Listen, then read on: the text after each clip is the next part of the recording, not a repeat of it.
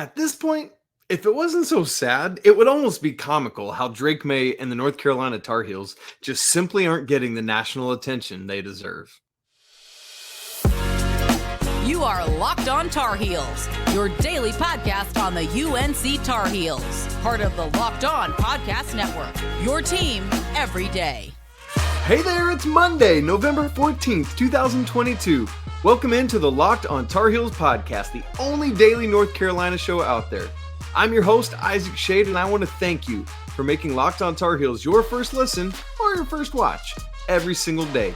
Please don't forget the show's free and available anywhere you get podcasts, so subscribe right now to make sure you don't miss a second of your team every day. This episode of Locked On Tar Heels is brought to you by Sling TV. Don't miss tomorrow night's matchup between UNC and Gardner-Webb on the ACC network right there on Sling. Sling, the TV you love for the price you love. Try it today. All right, Carolina is coming off another victory in football on the road. It's simply insane. So what we want to do today is look at what's next, because there's all sorts of stuff ahead. Got a great question on Twitter about it. We're going to address that. Want to look at the three plays of the game that I thought had a major impact on it. But I want to start by talking about what I said in the cold open. Just how should we be rightly, correctly thinking about Drake Maye? How should we rightly, correctly be thinking about these Tar Heels? Because I feel like people just don't know how to think about it, and I want to talk about it. So first off, let's talk about the Drake Maye Heisman noise. Thankfully, it legitimately now is gaining some national traction, and you're hearing about it from different pundits, but it took infinitely longer than it should. I would like to continue to stay on record as saying that I was seeing the things that would lead to what you need back in games 1 and 2 of this season, and have just been saying it and saying it and saying it, and finally it's here. So I tweeted something on Saturday night after the game that I just felt was applicable. So let me read that here. I said, Drake Maye doesn't have to be your Heisman frontrunner. Drake Maye does have to be in the conversation. Drake Maye does have to be invited to NYC. And I'll add a little bit more to that in this context than I did on Twitter. Drake Maye doesn't have to be your Heisman frontrunner, but I believe he should be. Drake Maye does have to be in the conversation. And I would say Drake Maye needs to be in the top tier of that conversation. It's he, CJ Stroud, Hendon Hooker, Blake Corum, like that's the top couple. But every time that conversation comes up, the name Drake Maye should be uttered. If not, then it is, quite frankly, not appropriate, and people are looking at uniforms and not production for their team. And so, listen, one of the truths about the Heisman Trophy is that while it is supposed to be based on like 1 year's worth of work or one season's worth of work, there is kind of this lifetime achievement award to it, if I can use that thing that you see in like Oscar award ceremonies and stuff, where a player who's been around a couple years might get some more love. But you cannot look at what Drake Maye has done this season and not take that to the bank. I don't even need to continue to run through his numbers, although he continues to up the game. For example, having his first career 400-yard passing game against Wake Forest. I mean, it's just absolutely ridiculous. Continues to rank at the top of the sport in so many different statistical categories, not to mention who he is as a competitor, all of these things. So yes, if you end up voting for somebody else, if the Heisman Trust ends up picking someone else, I can understand it. But Drake Maye has to be part of that talk. And it's not just the ridiculous stats, and they are ridiculous. It's also the fact that the Tar Heels are winning. It's similar to like an MVP award in sports or the National Player of the Year in basketball for the Naismith Award. A lot of times it's not just that you are a phenomenal player, but it's also that your team is having a great season. And that's exactly what's happening. Not only that, but you remove Drake Maye from this team. I mean, we don't know what Jacolby Criswell would have been, but this team is not 9-1 without Drake Maye. All due respect to Criswell, all due respect to the rest of the team. It's just the fact of the matter. And so the fact that North Carolina is winning, that matters in this Heisman candidacy as well. And that has to come, has to be part of that conversation. Now, as for the Tar Heels and people like, yeah, they're 9-1, but look at who they've played and look at how they've won or how they haven't won, like how they haven't blown people out. 6 of those 9 victories are road victories that are all by 1 score or less. Okay, great, fine. But they've done it, right? Like at the end of the day, the only time North Carolina has ended a college football game this season and not had a higher score on the scoreboard was against Notre Dame. They've done everything else that needed to be done. And there's got to be something to be said for that. If not, then what are we doing?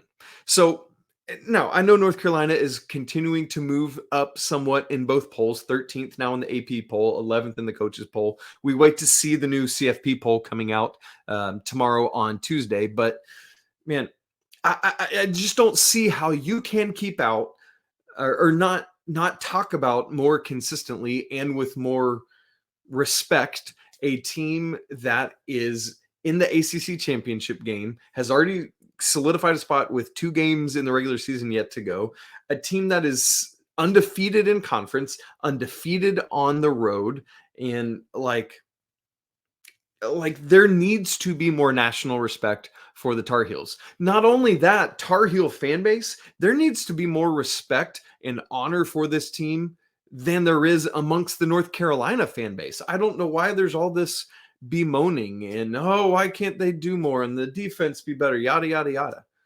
Well, guess what? How many times in your life have you seen a North Carolina football team go 9-1?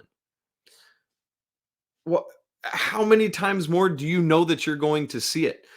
Like I'm already hearing talk, man, I can't wait till next year. I can't wait to see what Drake Maye does in his sophomore year. Well, there's no guarantees that next year, either Drake Maye or the team's going to be any better than they are right now.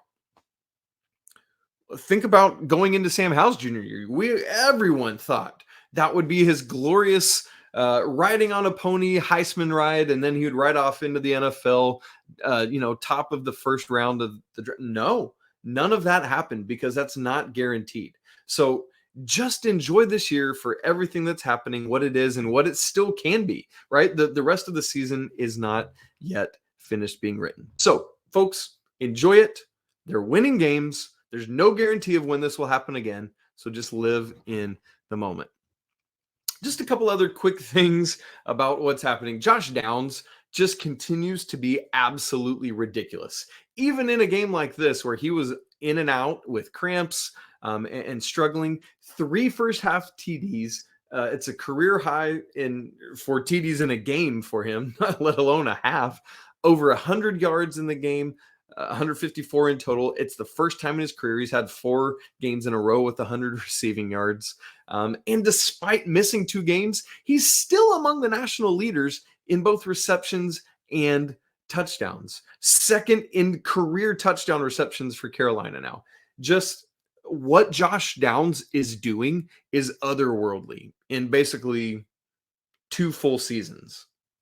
Like, unreal. Make sure you appreciate that. Final thing I want to mention in our opening part of the conversation today is Carolina finally broke their trailing at the half streak. Remember, they had been trailing at the half in the past 3 games. Did not do that, although they were once again trailing in the fourth quarter. That's happened a lot as well. But now there's a new streak emerging. If you've been listening to me this football season, you know I've been talking a lot about Carolina's red zone efficiency. Well, it continues to go down, and the reason it continues to go down is because they keep ending games in victory formation in the red zone. It's literally 3 straight games that the Tar Heels have taken a knee in the red zone to end a game. And they did it against Florida A&M. So there's only 6 times they've been in the red zone this season where they didn't score. 4 of them are because of victory formation. The other 2 are just because they went for it on 4th down in the red zone. There was a 4th and 1 on Saturday against Wake Forest, and there was a 4th and 4 against Miami, and they just didn't score. And that happens sometimes when you're aggressive and you go for it on 4th down. If Mack Brown was kicking field goals, we wouldn't have that part of the conversation either. So it's just so funny. Carolina's having a phenomenal year in the red zone. It's just they keep getting into a funny spot there at the end. Well, next, I do want to go into talking about what I thought were the 3 plays that were very highly impactful in this game. Before we get there, though, and before I share that with you, which, by the way, I'd love to hear your 3 most impactful plays, I want to remind you that this episode is brought to you by Upside. Inflation has us all thinking about different ways to cut back. Whether it's driving less, dining out less, whatever, it's just hard to cut back, but we have to because of inflation. And so that's where I started using Upside. For me, I use it every time I go get gas. And so for me, that's meant I don't have to cut back quite as much because I've saved so much money on gas back. So I just absolutely love what Upside is doing. How do you do it? Well, to get started, you download the free Upside app, use my promo code LOCKED, and get $5 or more cash back on your first purchase of $10 or more. And then you claim an offer for whatever you're buying on Upside. You check in at the business, and you pay as usual, credit card or debit card, and then you get paid. In comparison to other credit card rewards or loyalty programs, you can earn up to 3 times more cash back with Upside. Download this for free on the Google Play Store or the App Store, and use this free Upside app when you make your first purchase of $10 or more to get $5 or more cash back. Again, that's $5 or more cash back on your first purchase of $10 or more using promo code LOCKED. Also, let me remind you that for your second listen today, we'd love you to check out Locked On Sports Today. From the games that matter the most to the biggest stories in sports. Go beyond the scoreboard and behind the scenes with local experts and insights that only Locked On can provide for you. Locked On Sports Today. It's available on YouTube, on the Odyssey app, and wherever else you get podcasts. All right, I want to share with you what I thought were the 3 most impactful plays of this game. First, I'm actually going to start with what ended up being the most important was Cam Kelly's interception. Now, let's start by saying that Cam Kelly has had some tough times this season. He has struggled at times with tackling, struggled at times with angles, as he did, in fact, earlier in this very game against Wake Forest. It's just part of what happens in a secondary these days. You're not always going to get it right. But in this moment, he did. Let me set the scene. Let me set the context, because I believe that that's very important to how important this play was. North Carolina at this point is down 1, 34-33. There's under 5 minutes left in the game. Time is running short. Things are looking a little bit bleak. Carolina, in their past 2 series, has been stopped at the 1 on 4th down. We were just talking about that a second ago. And then on their most recent series before this, they punted. Wake has moved the ball. They're into North Carolina territory. And then it's 2nd and 8.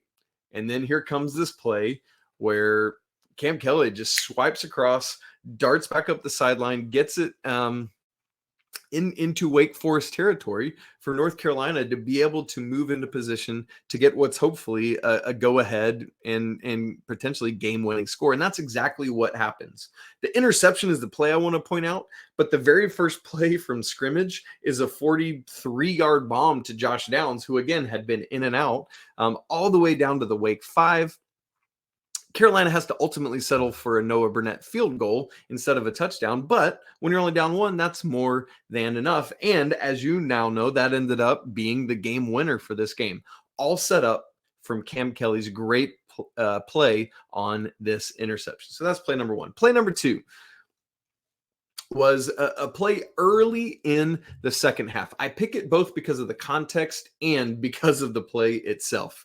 This play was a pass from Drake Maye to J.J. Jones on a 3rd and 7 on Carolina's first drive of the 3rd quarter. Once again, let me, I just said, I picked this play because of the context, what's going on, the situation, and because of the play itself. Carolina was getting the ball to start the second half. That's this drive. And so they had one of those great 2-for-1 opportunities, like score at the end of the first half, score at the beginning of the second half, kind of flip things around. Well, they had failed to score at the end of the first half. And so it's like, man, we now really need to be able to score at the beginning of the second half. You're up 6. Noah Burnett had missed his first extra point of the season. And so you'd really love to score again and put some separation between you and the Demon Deacons. That's what's trying to happen here. Carolina gets a first down, and they need to keep things going. Got to go get a score. And it's 3rd and 7. So you're like, man, going to have to punt, and you'll have wasted both the end of the first half and the beginning of the second half, both of these opportunities.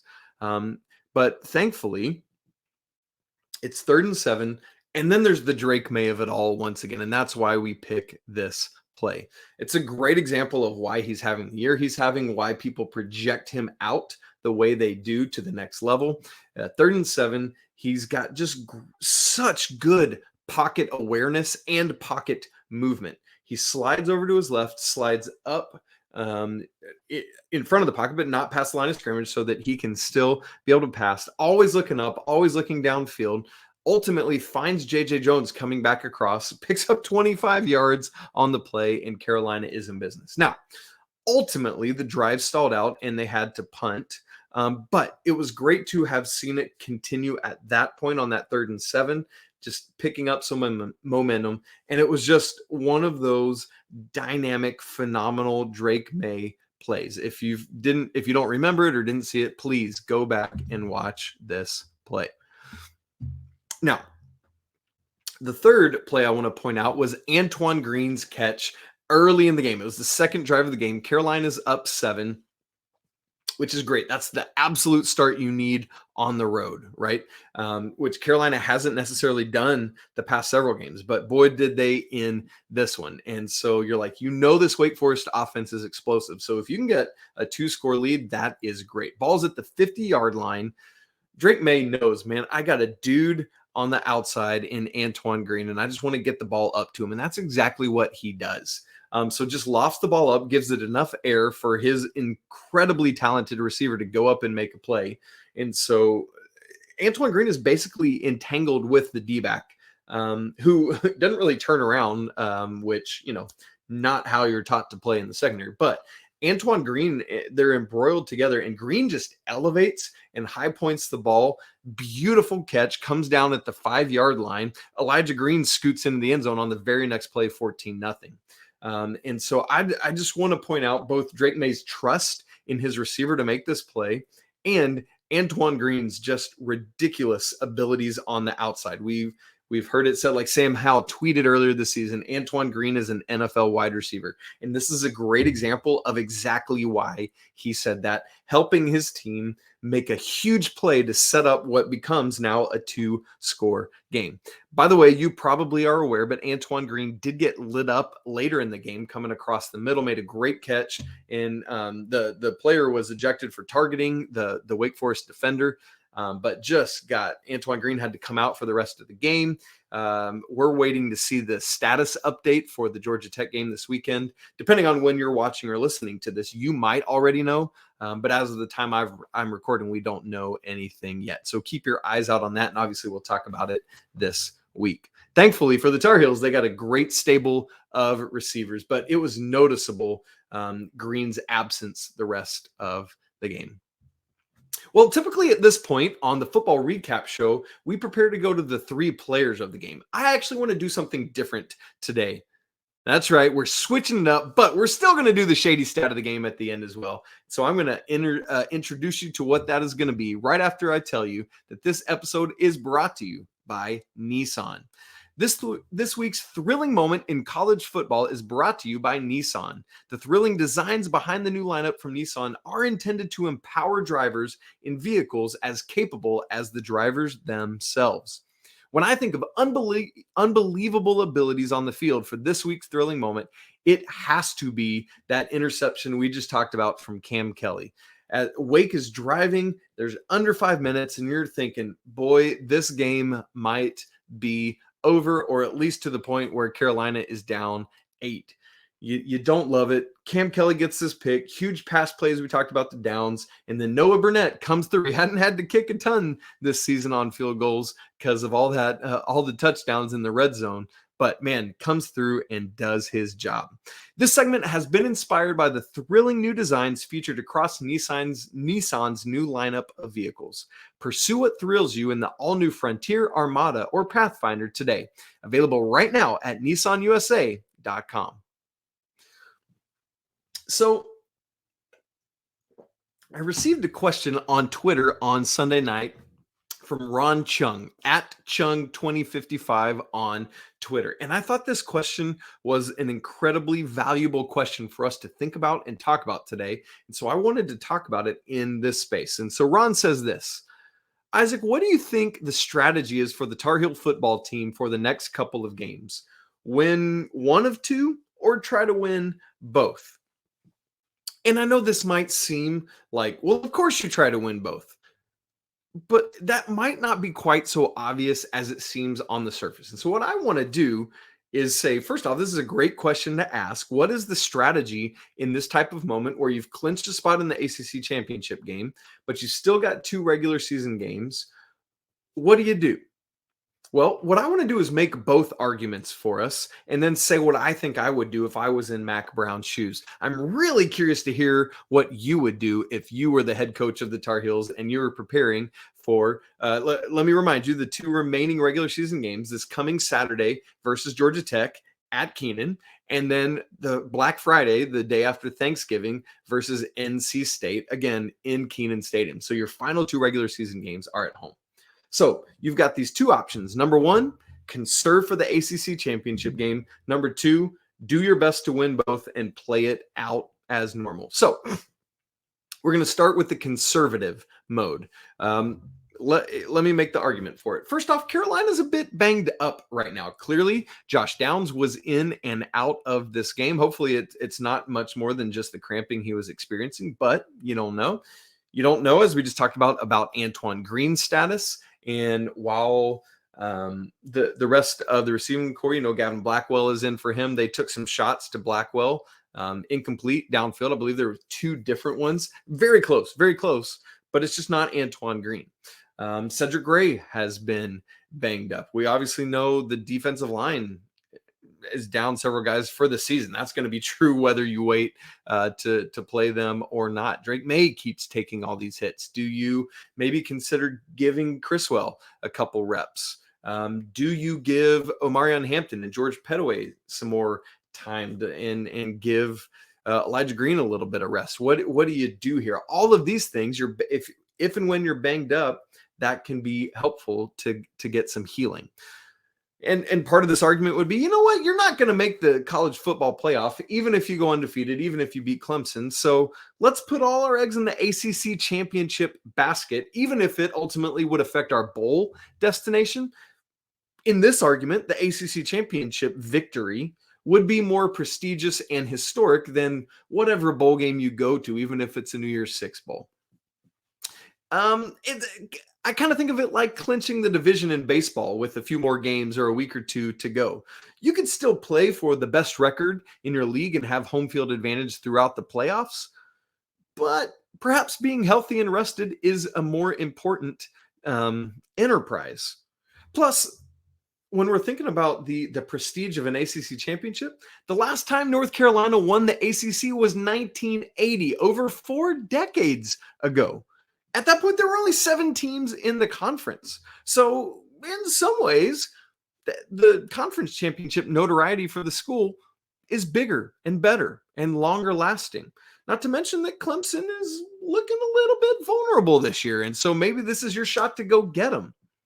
There's no guarantees you beat Clemson, but being wise between now and then certainly helps your cause. So do you really even need to play to beat Georgia Tech and NC State? You want to, but maybe you're not going as all out as you otherwise would. So that's the argument for the more conservative approach. Let's put all our eggs in the ACC championship basket. Argument number 2. This is the win both, keep on going, keep driving argument. And here's what I would say for this one. While you've already made the ACC championship game, you're guaranteed there are bigger things potentially ahead for you if you just keep winning these final 3 games, the 2 regular season games, Georgia Tech, NC State, and you beat Clemson. Because here's probably the biggest thing ahead. Again, I do not think that Carolina as an ACC champion, a one-loss ACC champion, is going to make the CFP this season. Looking at the teams in front of them, it just doesn't seem. Honestly, I don't even think Clemson would make the CFP at this point if they won the ACC. That's just where things are at this season. But you are very much looking at the possibility of a New Year's Six Bowl if you win both of these regular season games and beat Clemson. And so that is the thing still in front of you that you have to play for. That could be more prestigious to you, potentially a bigger financial payout than would be just putting all your eggs in the ACC championship basket. But making it there doesn't happen to a New Year's Six Bowl if you don't take care of Georgia Tech and if you don't take care of your bitter rival in NC State. So both these games are at home. You wrap up the season well. You do everything you can to beat Georgia Tech this week and then beat NC State on Thanksgiving week. Plus, you owe them a great revenge from what happened last year. And then you take care of Clemson. Once again, you're not going to make the CFP. But if you're a 12-1 major conference champion, you're going to get an invite to one of the biggest bowls in all of the land. So finish this strong and do it. That would be my argument for option 2. Man, you've still got, and you're smarting from that Orange Bowl appearance you had where you were several guys sat out and you just didn't have it. This might be an opportunity to do bigger and better things on that same stage and make a New Year's Six Bowl kind of in 2 out of the last 3 years. That's all potentially in front of you. So if it's me, if I'm Mack Brown, I'm going with option 2. I absolutely hear the argument of option 1 of putting all your eggs in the ACC championship basket. But you can take some of that sentiment and still apply it while working to win this Georgia Tech and NC State game. And frankly, not to mention, if you take care of business the way you should against Georgia Tech, the line is like 20.5 right now. Take care of business in the first half against Georgia Tech and then rest your starters in the second half if that's what you need to do. The other thing I would say, though, is do not rush any of these players back unnecessarily. Like if Antoine Green is not right in the head from what happened on Saturday, there's no reason for him to play either for long-term season things or long-term health things for that matter. And so I'm going with option 2. I want to beat Georgia Tech. I want to beat NC State and then still do everything I can to beat Clemson in the ACC championship, even if what I did in those 2 regular season games makes that a little more potentially difficult and doesn't allow us to be quite as healthy. I'm curious again to hear your opinion. What would you do if you were Coach Mack Brown in this situation? Let me know. Let me finish by the Shady stat of the game. We got to get those sunglasses on. Bada bing, bada boom. I want to give you one more Josh Downs nugget, and this is straight from North Carolina, but I thought it was so historically great. In the past 3 games, Josh Downs has 37 receptions, 11 a couple weeks ago against Pitt, 15 against Virginia, and then 11 this past weekend versus Wake Forest. That, friends, is an ACC record for the most receptions in a 3-game period. He passes Irvin Phillips of Syracuse, who had 36 back in 2017. Josh Downs, an ACC record holder for receptions over a 3-game span. Way to go, Josh Downs. Well, folks, that's it for today's episode of Locked on Tar Heels. Coming up tomorrow, we're going to preview the Gardner-Webb basketball game. Speaking of which, I also did a full show today on reviewing the basketball game from last Friday. Make sure you check that out. Thanks so much for making Locked on Tar Heels your first listen. For your next listen, check out the Locked on Sports Today podcast. Biggest stories of the day, plus instant reactions, and of course, the take of the day. It's available on YouTube, the Odyssey app, or anywhere else you get podcasts. Hope you have a great Monday, because it's always a great day to be a Tar Heel. Until tomorrow, peace.